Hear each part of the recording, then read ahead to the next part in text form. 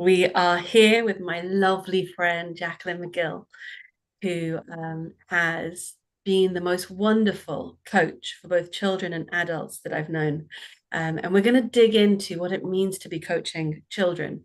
So, this is halfway through the World Tutors Day Live on LinkedIn program. And what we've done so far is we've been speaking about business leadership. We've been speaking about different ways to build tutoring businesses that you can really be proud of. And Jacqueline has one of these stories as well. As a former teacher, you left the classroom, you built yourself up as a coach for children, and that journey becomes really, really interesting when we as listeners think about what that means to us in our own lives and how we can take the work that you've done and the journey that you've taken and all of that introspection and then skilling up and what that means to each one of us on our own paths. As you know, one of the most wonderful thing about tutoring is how adaptable it is, not just for the children, but also for the adults. Each one of us invents ourselves in our own ways, in ways that are much, much more closely aligned to who we are as people than we can do in the classroom. And that's what becomes really enabling and exciting and gives us this sense that we can really love tutoring. So with that introduction, let's have a nice, long, easy amble through your journey. So if you could start off by telling us a little bit about that journey, and then we'll go from there. Well, thank you. Thank you for that lovely introduction, Julia. Just to clarify, I'm actually super greedy. I haven't actually left the classroom. I do everything. So I do still teach, not full time, because as I say, I was looking for that balance. But you're right, I have been a teacher for 24 years. And although I'm turning up on my by myself today, I am not a solo gig. I'm actually, you have to imagine that my twin sister Lorna is here as well because we are as one. So our journey began a long time ago. We had both really struggled at primary school and secondary school, not being diagnosed with dyslexia until we were much, much older. And looking back, that makes a lot of sense. But my passion for finding school myself challenging was what really fueled me to want to become a teacher. I wanted to be the adult that I really needed in my life. So my passion right from the beginning, from when I trained to be a teacher, was in special educational needs, how to support students who were struggling, and for many, many years, I merrily, happily plodded along in my classroom. I worked in England and Scotland, and Lorna's pathway was in occupational therapy for children. So with that, like really exploring, like if you think of the occupation of a child as to play, it's like from babies to 18-year-olds. How can we get them functioning independent, those sort of skills? And then I would say probably, and we've always kind of picked each other's brains over, different challenges, opportunities, ways to best support children. Um, but probably a good 10 years ago, we both noticed that the things that we had been doing weren't really having the impact that they used to. So it wasn't even, getting children to the learning or the therapy. It was the bits that you needed to do beforehand to kind of like build them up. They had lost confidence, lost compassion to themselves, really. Everything felt very hard and tricky. So we both experienced coaching as adults. And what was fascinating to me was just that wealth of wisdom that sat inside of you, sort of untapped.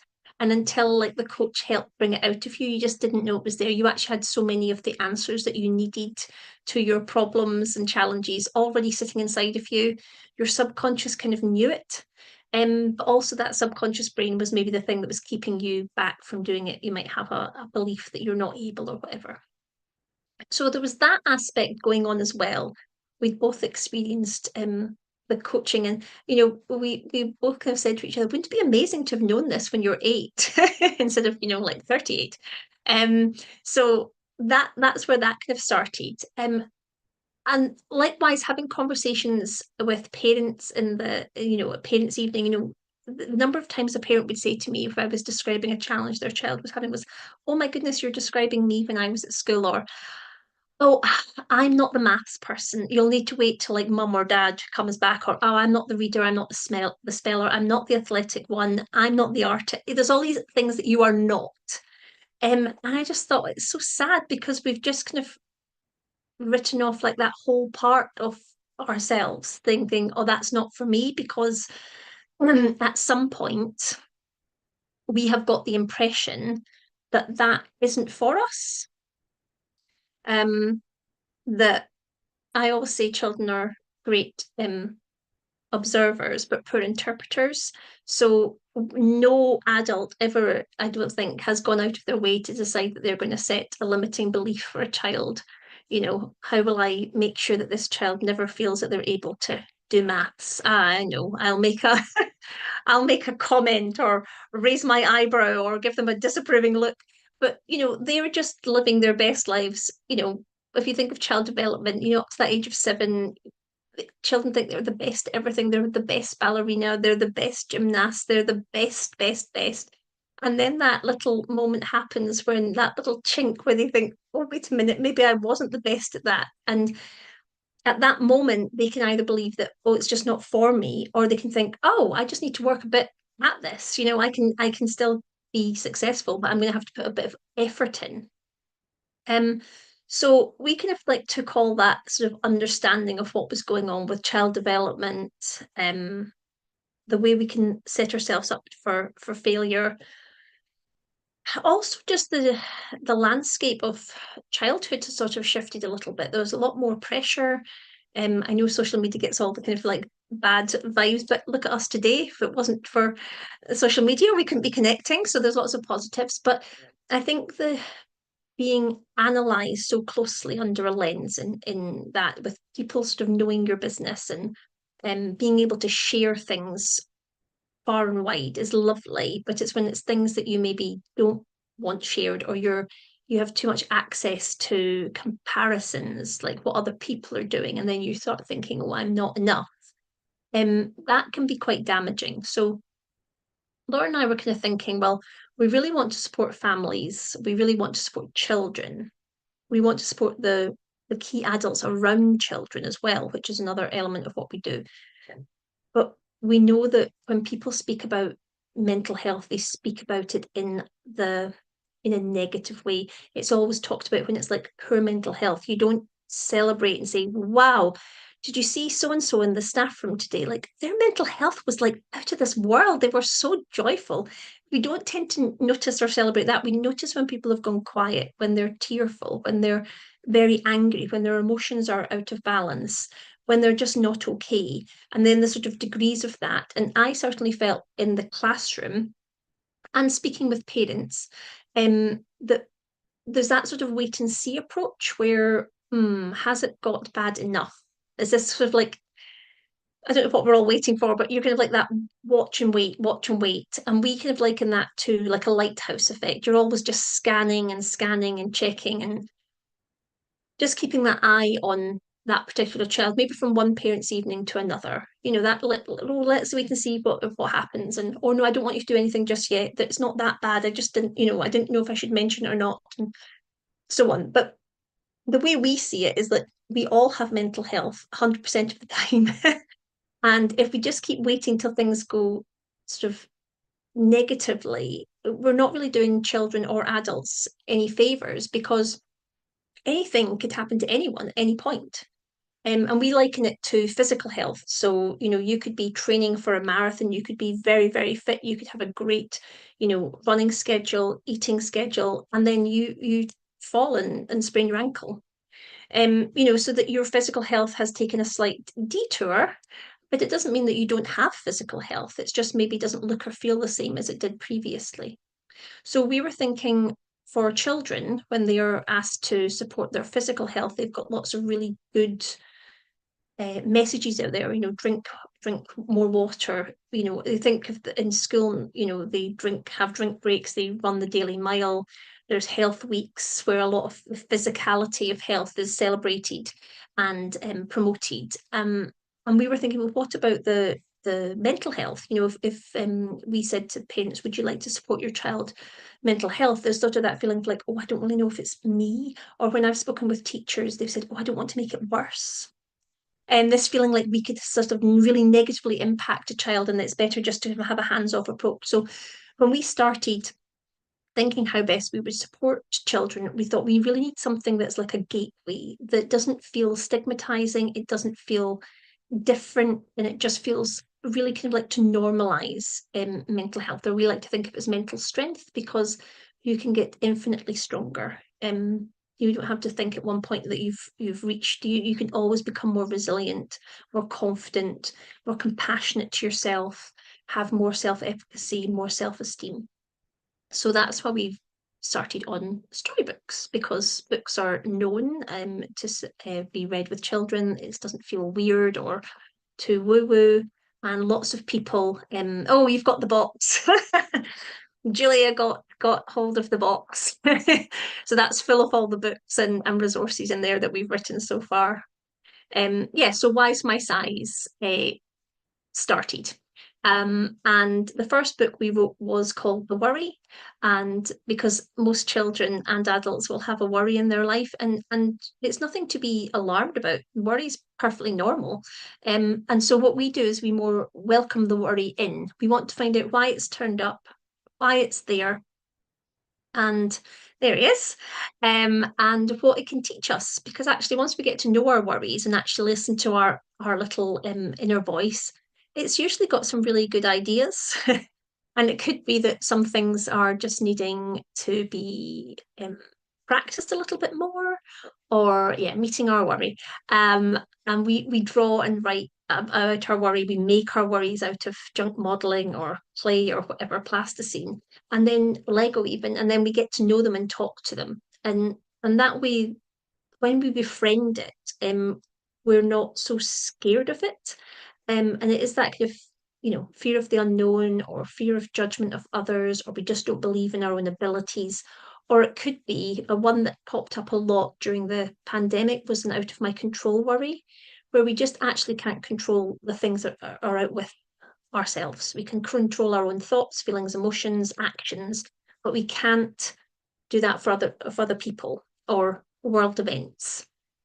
So that's how it all began. And we're up to 9 books in the library so far, with the resources, and we now train other people to become Wise My Size coaches. That's So that's exactly where I wanted you to take us next. oh, So perfect. well, let You me just give planned you that, Julia. my personal endorsement. So my kids have been through these resources.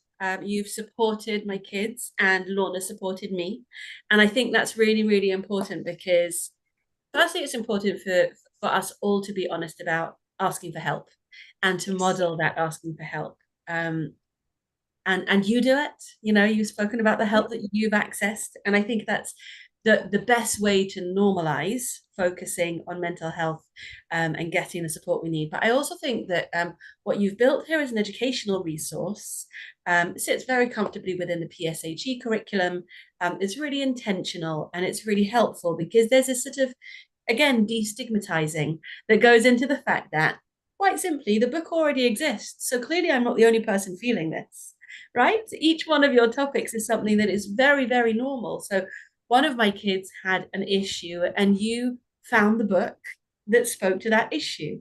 And there's something very reassuring about the fact that the book was always already there.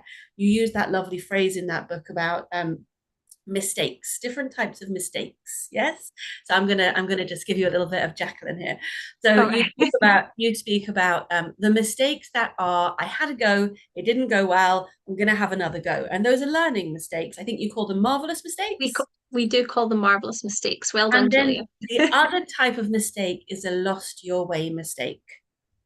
And when you talk to a 12-year-old boy about losing their way, it's really, really powerful. And the gentleness in your language of, you lost your way, there's nothing wrong with you, it doesn't say anything about you, it just says you need to find your Yeah. way. Yeah. So Go when ahead. when we have our lost our way mistakes, and we all do this all the time, um, we talk about values, and that's like what kind of is important to us. We spend our time, money, and energy on our values, so they are running our behavior. So we might really value fun and adventure, and that's why it might feel really good fun at the time to maybe play a prank on someone, or to maybe shout something out in class and be a bit cheeky, because at the time you were meeting your value of fun and adventure. But sometimes we don't think beyond the end of our noses. And we do something, we act in a way, we say something, and afterwards you might think, oh, that feels a bit uncomfortable now. And the thing is, you've maybe gone against another value that you hold dear, which is perhaps kindness or friendship, loyalty, politeness. And that's when you get those kind of uncomfortable feelings where you think, oh, something doesn't feel right now. And it's okay to say, I just made a bad judgment, or I made a mistake in saying that to you. And you can always, I will say, like, your behavior got you into it, so your behavior can get you back out. So there's always something you can do. But the part that children and adults don't often do is, once you've actually apologized, you've acknowledged what you've done, you've admitted it, you've made, if you needed to apologize to a person, or made it up to them in some way, then you've done all that. But it's the last two steps are forgiving yourself, which is the hard bit. But it's just actually knowing that you're just a little human being. You are going to make mistakes. I always think of kids as having like their L plates on. We're just driving around. Sometimes we do it wrong. But the last step is actually learning from it, because that's where, if you don't actually connect to the emotions of a lost your way mistake, that's when you repeat behavior. So say it was a tutoring session, and a child has repeatedly not completed homework tasks, or they've said they're going to do something and they repeatedly don't do it. I would always be curious to look at, what is it that's fueling, what is the value that's fueling that behavior, because it might be in the moment something else has got a bigger pull, that is, that is what's making them behave and repeat in this way, and it's actually connecting to the emotion of why doing the homework or not doing the homework is important, or why asking for help is key to making progress. So that's where we always have that kind of curious approach. Um, what's done is done. So it's like, now the great opportunity is to be able to learn from it. So I love what just happened there, because I opened one little drop of your resources and off you went expanding it for us. And I think that's exactly what I hoped to create here, with that sense of the richness of the thinking behind it, and how much there is to explore in the work that you and Lorna are doing. But I'm really curious to know about the difference between coaching adults and coaching children. Is there a difference? Hmm. In one respect, I would say coaching children is slightly easier, because they don't have deep-rooted limiting beliefs that are ingrained into adults. If you think, most of our beliefs about ourselves, the majority of them are baked into us by the age of about 7 or 8. And when I'm saying beliefs, it could be, they might not even be a belief that belongs to you. It could be a generational belief. It could be a societal belief. It's just that as you're growing up, there are messages being fed into you all the time, through conversations being had at home, conversations with friends, maybe, like, as I say, like observations that you've made, and then you've made a decision, oh, that's what that means. So although maybe an adult says, oh, don't worry if you didn't get whatever mark in a test, your face or your tone of voice says something very different to that child, where it's like, it does matter. Oh, the only way to get the love is to do well. Or you tried really hard at something, and maybe you didn't come first, or I'm just thinking, like, in a learning environment. I quite often see children suddenly switch when it comes to maths, just because there's that right or wrong element of it. Whereas if we go back to our marvelous mistakes, you were just learning. It is highly likely, when you're learning something new, that you will not get it right. And if we actually just start with that belief, what difference would that make? So, in terms of adults and children, the resources that we have created are just really good tools for anyone. We've just made them not childish, but being able to be understood by younger children. But we have a number of coaches who are Wise My Size coaches who also coach adults, and they have merrily dipped into their Wise My Size toolbox because sometimes just seeing, again, think of the way we all learn. Sometimes just seeing a visual or actually embodying a feeling. So a lot of what we do is we play games so that children feel and understand what we're talking about. For example, in growing your comfort zone, there's no point me just saying to you, oh, by the way, you've got a comfort zone and it's just imaginary. It's everything is in there of what you think you're capable of. It's not really true, but it's just what you've decided. Whereas we play the comfort zone game. And in that respect, you can actually feel just by thinking of an event or doing something, oh, would I feel comfortable doing that or not? So you understand where the edges of your comfort zone are. And it's also the talk that goes along with it, because you might have some, oh, like I could do that if, or well, that would be all right, but I'd have to have XYZ happening to allow me to do that. So there's that kind of element to it. So in terms of the coaching, if your question is it different from adults to children?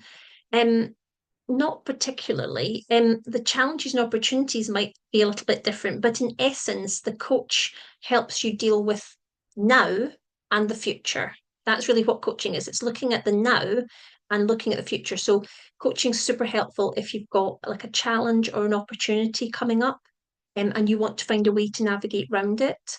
And that could be for family, it could be for a child, it could be like an academic whatever that you're trying to do. So we've just had exam season. So for a lot of children, actually having the a pathway for themselves to deal with exams is super important, and they can actually feel very um vulnerable and victim thinking, like all these things are being done to them. And it's really about changing that mindset to think like how powerful you are in your own life and how you can make progress regardless of what's going on around you. This is what occurs to me from what you're sharing there is that you used the word play earlier. Hmm. And it's almost that, on the one hand, you've got those limiting beliefs that are so entrenched with adults and less entrenched with children. And on the other hand, you've got that proximity to play, that readiness to play, and that children sort of drop into that space more naturally. And that we as adults need to get to that point where we can drop into play as well. And that's sort of somehow associated with health and mental health. That's what resonates with me. Does that sound right to you? Very much so. I think I was at a conference actually a few months ago, and it was somebody asked the questions like, when did you stop dancing? When did you stop singing? When did you stop drawing? When did it's those kind of questions like, oh yeah, when did I stop doing that? Because I think like when you do stop doing those things, that's when life can feel harder. And you're absolutely right. Like children will just naturally, if we said, "Oh, let's play a game," they'd be like, "Yes, okay." Whereas if I said that to a group of adults, there might be a level of suspicion, of self-consciousness, of oh, dread. What's she going to make me do? I think we've all been in those situations when the dreaded icebreaker has come along, and it just makes me feel uncomfortable. But once you've got over that initial, oh, I don't want to again, out your comfort zone, um, you usually can find some sort of joy in it, even if it's just finding a kindred spirit who's like, oh, I can't believe we're having to do this. But you do make that connection, and I think the more playing that we can do, the better. And that's what's lovely when we do family coaching. Although we're coaching the child, the parents are included, and they get to join in. They get to draw their worry or make their worry or whatever else, make their shade and shine top characters as well, because we all have it's not just for the child, it's for all of us. I think that's so helpful. And it's definitely the way the conversation is developing for the rest of World Tutors Day is shifting from focusing on the tutor to focusing on the family and Mm, the tutor's relationship with the family, the child, the supporting adults, siblings, even, and all of those relationships that sort of are each affecting each other. Um, mm, there's so much that you've touched on here that I would love to explore further. And I hope you don't mind my sharing that for me, this feels like play. For me, mm. these conversations live on LinkedIn have felt so um, creative in the best of ways, exploratory and open. And I think that one of the things that we need to let go of is this idea of best and competition. And I don't need to be the best dancer, I need to enjoy dancing. Exactly. Exactly.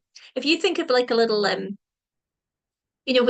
my children are older, but they when they went to dance shows, like the most joyful dances were often the ones where it was little tiny tots, and they were just enjoying being on the stage and being in the spotlight and running around and finding somebody in the audience to wave at, rather than maybe if they were a little bit older and there's that feeling of I can't make a mistake, I can't get it wrong. And yeah, I think having fun is very important. So that's actually one of our values is the fun factor. So regardless of what we create, it has to pass through the fun factor, and it's not our fun factor. And we also one of our values is tried and tested. So we work before we produce anything to go out into the big bad world. We've worked it through with children, and as you know, children are brutally honest, which is great. And if they don't like something or if they think that doesn't work, then they let us know. Even to the point where they've helped direct what the illustrations will be for the book. So when we write them, we always work through the sessions with the story with the children and actually say like what pictures would have really helped to tell the story here for you. And they actually start giving us ideas of what it's going to be. Um, and they're delighted when they see it and they're like, oh, you used my idea. I was like, of Oh, course I you used your heard idea. me. Isn't that Yeah, lovely? because it's like you need to know, like your ideas are important. So yeah, my little Wise My Size crew, they've been it's vital in growing Wise My Size as a business. We couldn't have done it without them. So So that's exactly where I wanted to finish up. You keep doing that to me. yeah.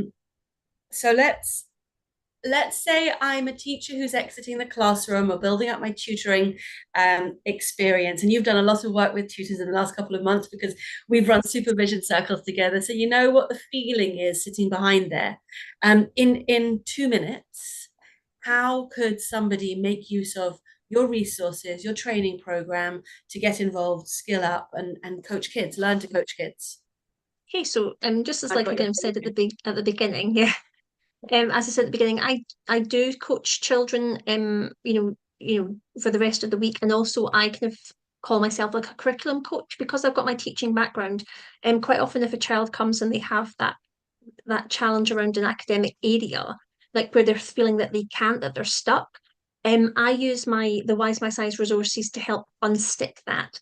Because although they might be saying, oh, it's the fractions are the problem, it's a lot bigger than that. So what the tools give you is the framework to navigate. So I've worked with children who, although it's come for an academic purpose, it's actually like a hold me back belief, or there's what I would call shade talk. We're trying to brighten that up into their shine talk. It could be that they're victim thinking. They've got their reticular activating system, their RAS set to onto victim, that the whole world's against them and the whole system of schools against them. And actually, it's very hard to do any good curriculum work within that framework. So the tools help you kind of break down those beliefs. It's not saying that they're wrong. It's saying I hear you and I see you where you are. And would you like to live over here? Or would you like to work together and we could maybe live over here, where can feel a little bit easier? So the way that someone could get in touch is just by contacting hello@wisemysize.com, and we would invite them to an information session or a discovery call with myself or Lorna. And the next cohort starts in October. That's amazing. Great timing. I wonder whether there could be a special offer for QT members for World Tutors Day. Um, Jack, you're the real deal. And I appreciate you Oh, so, thank you. so much. And I think that giving this lunchtime hour to this important conversation around mental health, well-being, and really sort of lifting the feeling has been exactly what I felt we needed. The tutoring profession has been through the ringer this year. There's been a lot of Mm. changes, and you've seen it, haven't you, firsthand?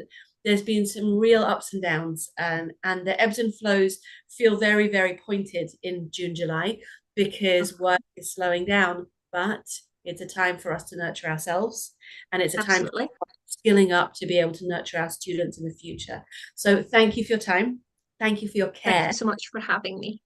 and happy World Tutors Day. I will be back here at 2 o'clock to speak with our next special guest, who is the awesome Emma Harper from Core Plus Tuition. And she and I, Jack, will be talking about honest relationships between parents and tutors, because honesty and trust is always at the bedrock of everything we do. Absolutely. Thanks again Emma's for your time. amazing. Happy World Thank you, Tutors Julia. Day. Bye, love. Bye.